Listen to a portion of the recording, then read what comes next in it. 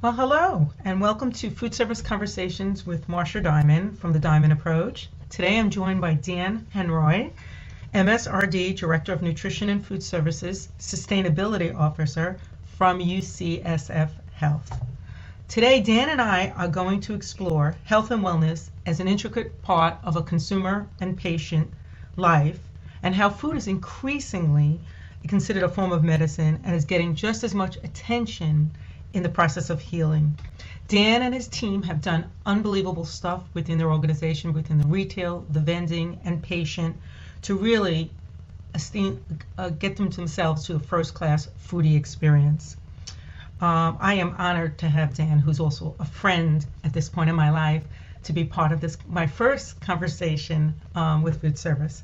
We should call it food service chat or fireside chat, but maybe next time. But you have been described, Dan, as a superstar.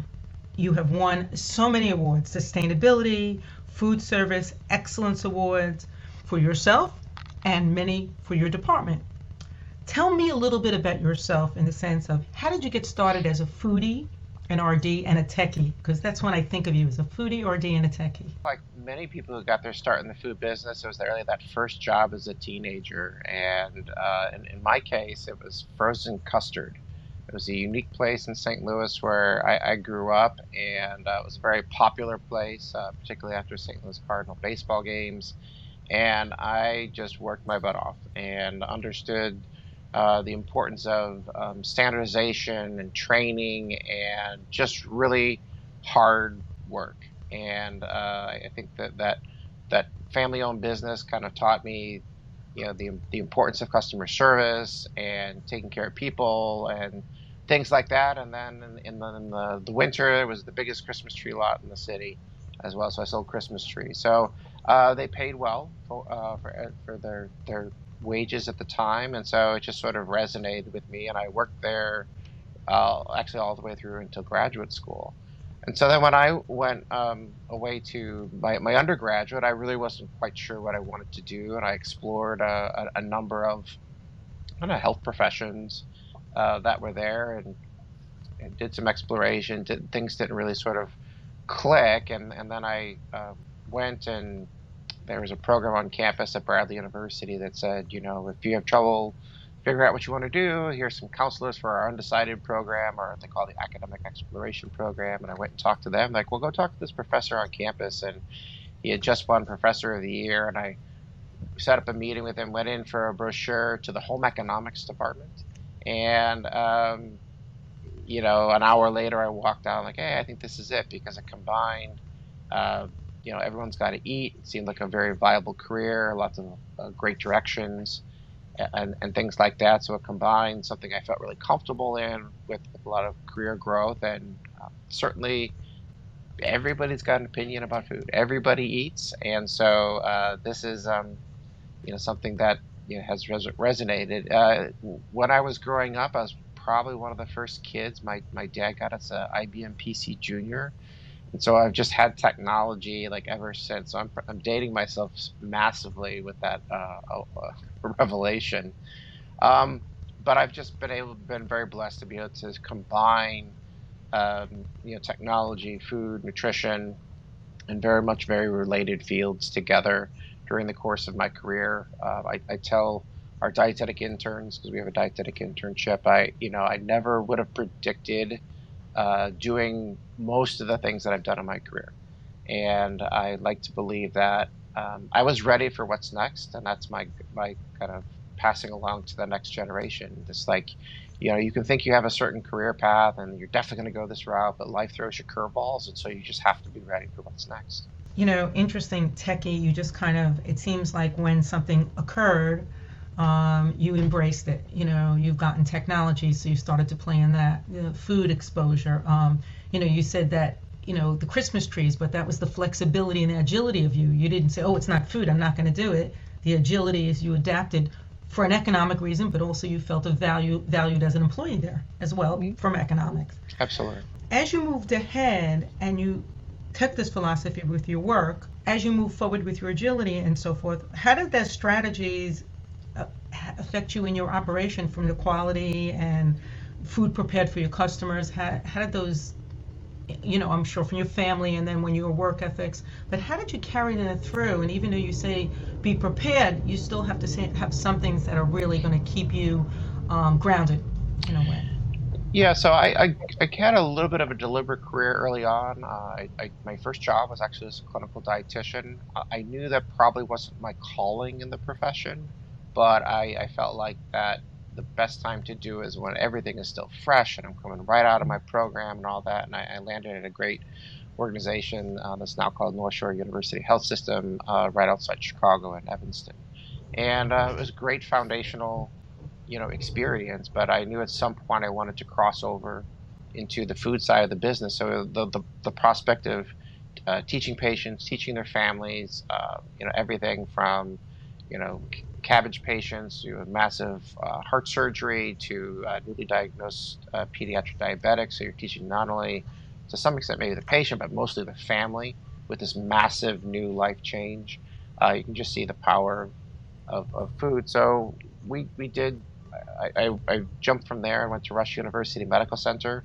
I really liked the idea of being sort of this consummate learner, and North Shore University was affiliated with Northwestern. Rush is actually affiliated with Rush University, and that department had an internship. They were part of the College of Health Sciences. And there were some people there at the time, some of my mentors who were actually publishing in the Journal of the American Dietetic Association, what it was called at the time, Hmm. um, but also in other journals, and saying, we want to kind of come up with what's best practice. We want to do that applied research. And I think that's kind of been a constant in my career. I've always worked for some institution of higher learning, directly or indirectly, pretty much every place that I've been. And so it was easy to sort of apply some of those new challenges, new threads, new learnings into, if it doesn't look good, if it doesn't taste good, if it doesn't smell good, then you're not getting the benefits of the nutritional elements of the meal. And then just I liked the challenge of having to produce 800 meals at 6 trays per minute and crank it through, send it 2 city blocks over, and how can we make it the best it can possibly be? Pretty naive at the time because there's a whole lot that goes into that. And probably the biggest thing is just learning about people management. And I think every professional goes through that, or most of them do, in terms of how do you manage people to help achieve those goals, get them on your team, get them on everybody, having the same set of standards. And that's probably been the big balance that I've had, and learned really early on that if you don't have people on your team that are pulling in the same direction as you, having clarity of the goals and the mission and the obligations that you have, you're not going to be successful. So it's very important to make that investment in people and in systems to do that. Probably those are the two key learnings very early on in my career. Invest in people and invest in systems, and it has to be standardized. That skill set, that character trait serves well in managing large, complex systems that are geographically dispersed and have, now infinite levels of complexity compared to when I started my career. So you mentioned about labor and you mentioned about getting the best food out there. So what would you describe as your food philosophy with your personal food philosophy coupled with what you want to kind of express in your operations? And that's going to lead to my second part of the question is what are some unique trends in your operation, your healthcare that you want to impart to help people change that view of healthcare food service. So there's a food philosophy and the healthcare view component of it. Yeah, so I think it's two kind of tenets on my food philosophy. Great food plus great service plus a great place to eat in equals a great dining experience. That's the aspirational goal each time. And then you have to be able to apply that to a patient dining program or a retail food service program. And then it's different when you're a sit down cafe versus a coffee shop versus a kiosk versus a vending solution, for example, or a catering program. And I have all three of those lines of business at multiple campuses, and really have tried to stretch things out. And then the second part is sort of, I believe that people, especially now, probably more than ever, what this idea of what I call food and nutrition transparency. They're more interested than ever as what literally is in the food, And some of that could be from a nutritional perspective. Some of that could be from how the animal was raised.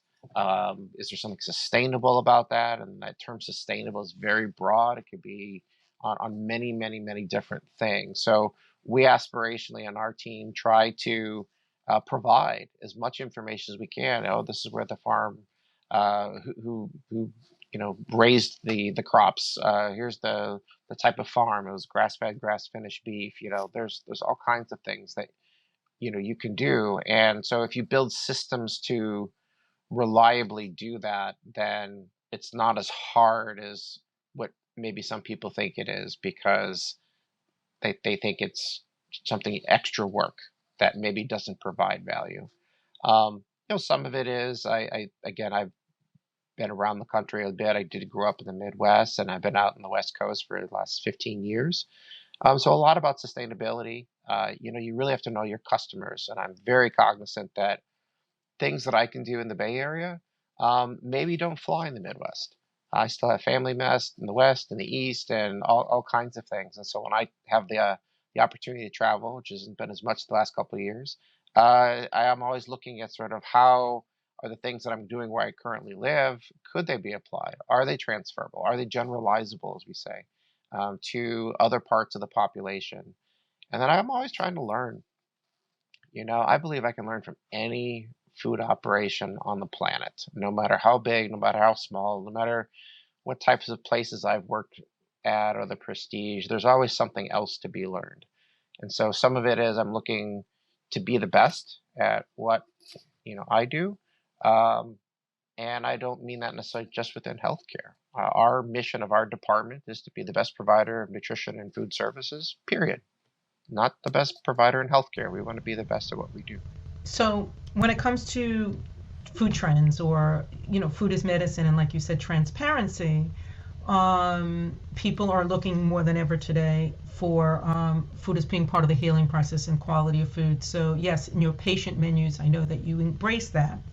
And you're transparent, you have a website and that shows that. But the diversity of food, the food trends, for example, plant-based, I know recently, and you were a prize-winning burger and the best burger in the area in San Francisco, compared to every aspect of every food service market. So if you're the best burger in the area, what does that say for you and your operation? It means by one outlet's measure, we've achieved our aspirational goal at being the best, because it's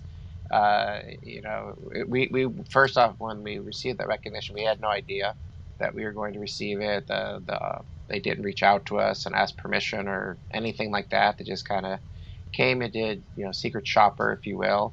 The primary author actually was part of UCSF Health in terms of getting care at our institution for him and his family. So we were just pleased that something that we just strive to be much better than what we had, because we had a nice grass-fed, grass-finished beef patty, but it was frozen.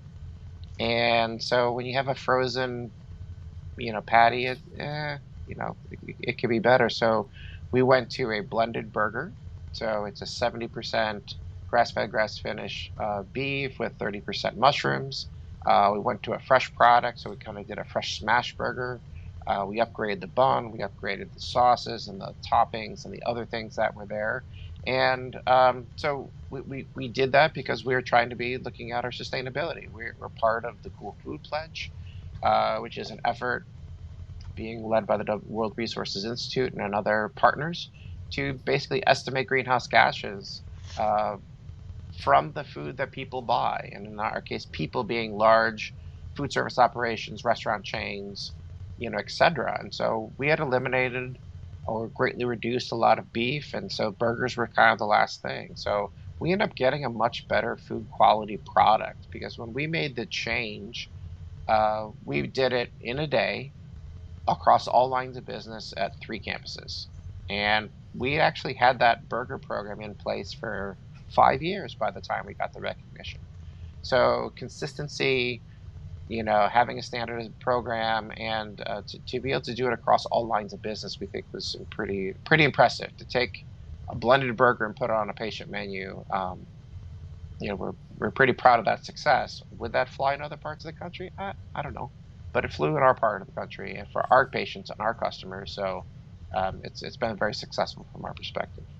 So one of the things is I know you have a very diversified staff, and so one of the things when you said about the blends burger, and it took 5 years and the consistency, but how does you and your team encourage your chefs? How do you encourage your customers? Maybe the people that are coming to your facilities from both teaching, because you're teaching university, as well as visitors, as well as patients. How do you encourage them to experiment and try new cultural recipes or new blended recipes or plant-based foods? How do you encourage them, and how do you incorporate that in your menu to encourage them? So I think it's a philosophy that we have been able to, certainly I'm a big proponent of it, but if it was just me, then we wouldn't be successful at facilitating that. So we believe in collaboration. We have a culinary group that meets across all of our campuses that is comprised of our chefs and some other people that meets routinely every other week. And their focus is just on how can we take menus and build new concepts and work on things that our customers would like. And over the last couple of years, we certainly have embraced the ideas of diversity, equity, and inclusion, and taking some of the heritage months and then building food around it. So you and I are doing this in May, and that's Asian American Pacific Islander Heritage Month. So we came up with the program. We developed a couple of bowl concepts. We just finished doing our Huli Huli Bowl. Yeah, yeah. So those are, Your bowl here, the bowls. yeah. I think this is beautiful. This was a visual, and I thought this was beautifully stated. It incorporates culture, diversity, different types of foods, and lets people who didn't experience be able to experience. So you seem to expand that on this month as well. We did, and then we actually took the Academy of Nutrition and Dietetics National Nutrition Month Wonderful. themes too for that particular one, because that's not AAPI, that was for March. Yeah. And there was the World of Flavors, I believe, Flavors. is the theme. So we just selected 4 flavors, and then we built concepts Excellent. around them. And then we have 3 hospital campuses. One's 53 beds, one's 289 beds. This is the Women's, Children's, and Oncology Hospital, and then we have a 499-bed adult hospital. And so we're trying to build things that somewhat are scalable, but hopefully work across all 3 campuses, or at least as many as possible. All of our chefs have input, no matter which campus they're coming from. And it could be the very senior chef or the very junior chef or cook, coming up with the idea or the inspiration. And so then our team takes it, we work it through, we standardize it, we put it into our back-end food system, and we make sure that it's there and it's scalable and it works. And then you got to tell the story. And I think that's sometimes that particularly non-commercial food service operators maybe have lots of opportunities to grow. And I think we certainly still do too. But we've had a relationship with a kind of an all-in-one graphic design, marketing, website design company that's probably been some of the best money that we've spent to do that. But also, we had to stage the photo shoot to do that collateral that you showed on screen. We had to get it done in advance so that the collateral could be built and put on digital signage and posters and whatever else we wanted to do for that. So the discipline of having a group meeting every 2 weeks on culinary, another group meeting solely on the patient dining program that's doing everything from service and menu, that is again multidisciplinary in terms of chefs and Mhm. dietitians and food service professionals. And then we have a separate group that meets every other week from the culinary group. So 1 week the culinary group's doing the menu concepts, more back of the house, more food focused. The very next following week, the retail group, i.e. the front of the house group, how are we decorating for that particular event? How are we marketing and promoting? And in some cases, we're talking about food and menus and things the chefs are doing. In some cases, we're just talking about what's the next snack line we want to bring in and how are we doing this. And these groups, which we've had for quite some time, have been sort of key to our success during the pandemic, because we've had all the supply chain issues and those types of things. So if we're seeing trends in the marketplace that we feel like we need to pivot from, then we do that. The other part is just, resources are so limited and precious. So we don't like to cycle our menus. We actually try to build what I'll call sort of homegrown restaurant concepts, and then have a brand that is homegrown, but then create things within that brand that are, add some level of diversity and trend and infusion of flavors and all of that. And certainly plant-based has been one of those. Most of our concepts are built on either a uh, kind of a poultry protein, a sometimes pork, tofu, or no protein, whatsoever. And the idea is we can build it. We can build it for you as the customer to your likes and dislikes, and have had a lot of success in being able to sort of build your own, do your own, type things that have ethnic infusion of flavors and other things that are on trend. What I hear is adaptability with many of those ingredients and maybe having the same bases and then building upon there so that people can have more inclusion of flavors, trends, more things that they want. The plant-based, everything from types of oils, herbs, and spices in that way. Is that correct? Yep, we run it for a while, so that we're hitting so many people. Because if you cycle your menu, then you're perpetually having the challenge of letting your customers know what's on the menu, and sometimes that's necessary, and you can use technology to dynamically publish menus and some of that.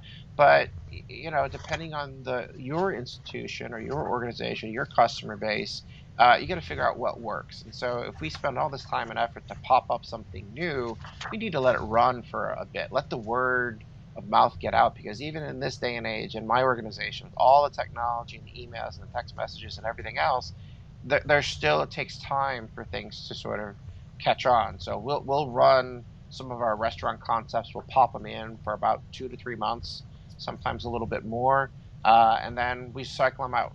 And we listen. Yeah, we hear the people. Oh, we really wish you had that. It's coming back. Don't worry about it.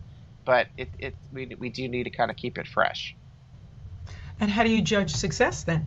What is success to you in bringing in a new trend or a sustainable trend or even plant-based trends or whatever protein you decide to bring in on that menu?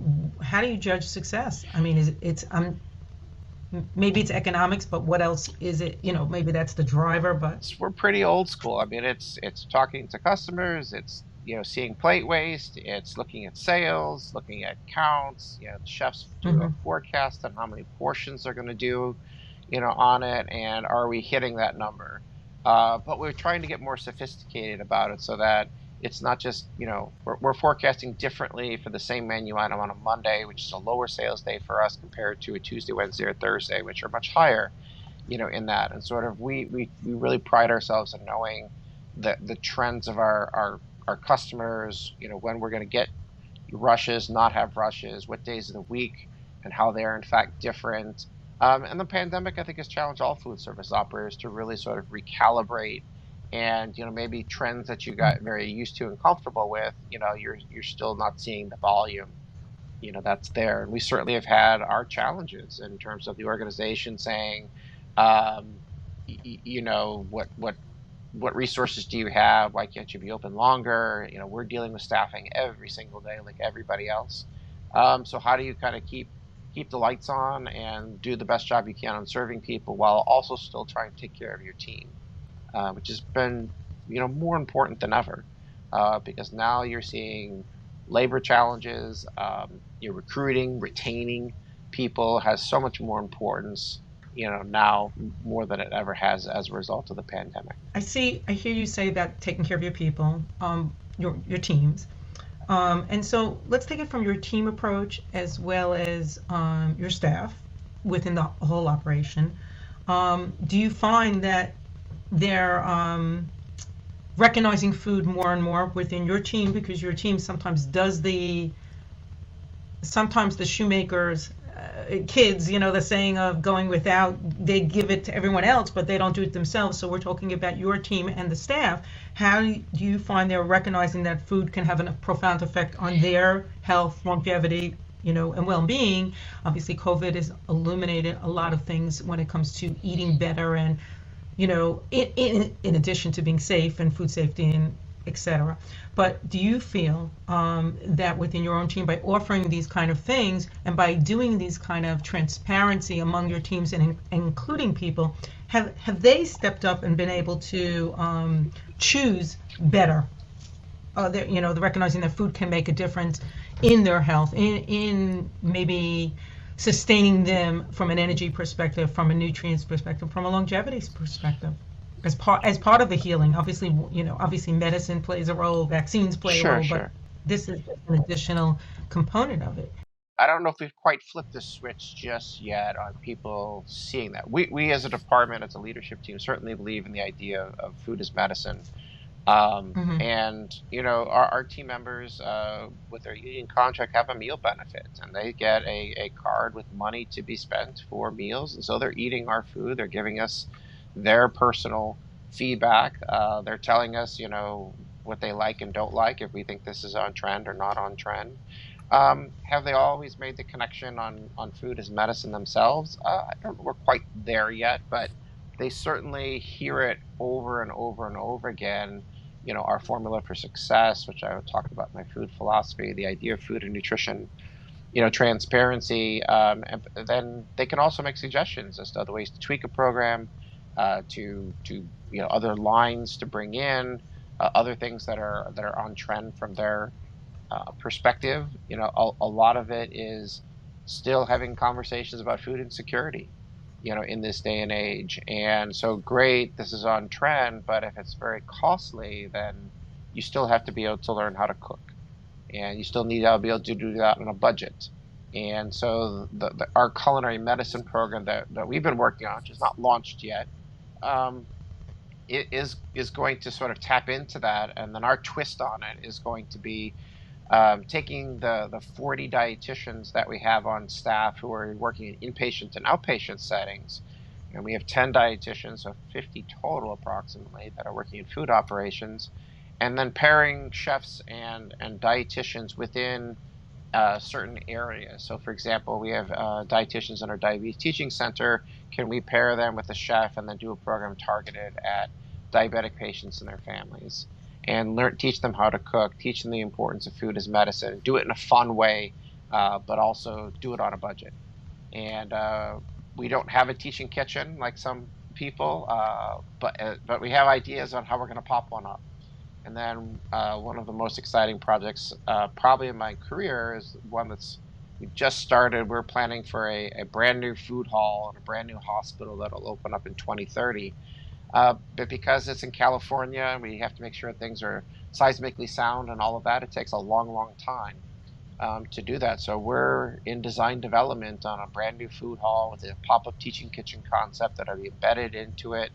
That won't open up for another 8 years, but we're doing the design work right now. So it's kind of Right now. fun to dream and to include that, but it's built on perspectives and experience that we have in present day. Thank you. Well, and just to kind of finalize and kind of round up, hearing, you're incorporating those demos are going to be a webinar. Those demos are going to be recorded so people can access them off your website. So those things you'll be, to me, what I'm hearing is education, communication, interaction, uh, so that you're saying for your patients, but if people have access to it, that means anyone within the hospital can utilize it. A doctor can go tap into it for a patient. It's much more of a food interaction to me, and to me that's kind of the movement forward which hospitals can take the lead on, hospital food service, because again, hospital food service, we want to elevate it, and your hospital has been one of those examples of elevation in many ways, from quality control, from I've seen preparation, cuisine, delivery. You've stepped it up from a service point of view, from your dietitians, from your connectivity. So since I'm saying all this, what would you leave somebody with? What would you sum up if somebody said, you know, food is so important to our operation. How do we make a difference? What do we have to do? What's the few words you would leave them with of what's to make a difference so that they can move forward? Tell your story, and there's always something behind it. The person who came up with the idea, the farmer who raised it, or some combination. thereof and be as visual about it as you can. People eat with their eyes. When you're in healthcare in particular, people who are caring for the patients at bedside literally are in life and death situations at times. And so what they want to eat is not at the top of their list. So when we want to share our success, all we have to do is point them principally to our website to say this is how we've done that. And so a good example is the patient dining portal we just put on our website. The idea that I can show people the food and tell them a little bit about that, but also say, hey, we've got some self-service mobile ordering solutions to order food while you're an inpatient. This is how you do it, and show them how to do it as well. And then also, one of the pieces I'm most proud of is telling the story of the people behind the food. So when they get their meal in the hospital, how did it get there? Who are the people who are taking the phone calls or making the meals, or how are the meals being delivered, whether it's by a person or a robot? So we got robots on one of our campuses, and really showing them how that happens so that they can see sort of the magic behind the scenes, if you will. Long answer to your question, but No, the magic behind healthcare by Dan Henroid. I think that's beautiful. I think that's the way we should finalize it. The magic behind healthcare. I always say you are, to me, that guiding star within healthcare. I have seen over the years and your evolution and what you've brought to your team, and and you have the whole team is so passionate, and are passionate because the types of foods you're presenting and the inclusion and the diversity, and you're looking at your audience, which is your patients, your staffing, which is diversified, different than your patients, but you're also looking at trends and how they can be adapted, which is what I've seen. I mean, when I saw the bowls, the perfect example is I got all excited and I wish I could have virtual food come through an Uber virtual, but this to me spoke. And when I read things about your operation, I pause and I say, how can that be utilized by somebody else as well? We talk about healthcare, but this carries over to other types of operations, non-commercial universities, B&I schools, the same thing. If we can stop and say, we have these ingredients, how can we embrace and give people a different type of food experience in that operation, whatever it may be, and how can they walk away with a positive food experience? So thank you. Thank you for making a difference in our industry. Really, really appreciate that. And thank you for spending time this afternoon talking about your operation. Thank you, Dan. Well, I appreciate the opportunity, and it's been fun. We should do it again sometime. Thank you.